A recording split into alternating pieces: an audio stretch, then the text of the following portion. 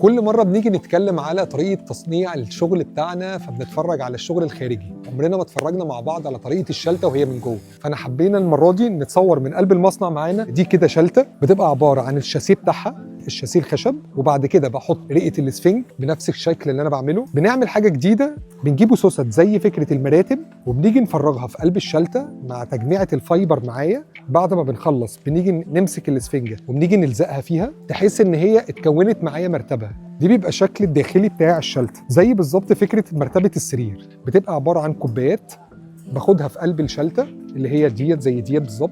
باخد الاسفنجة بتاعتي وبحط الكوبايات في النص، وبعد كده بحط عليها رئة الاسفنج وبطبع كله بسفنج 2 سم. في ناس كتير تيجي تقول لك القعده دي مريحه او القعده ديت انا بحس ان بتاخد وتدي معايا، لازم تبقى الاطار بتاعها سوست. هوريكم بعد ما خلصنا الطقم دوت طالع ازاي في التفنيش بتاعه.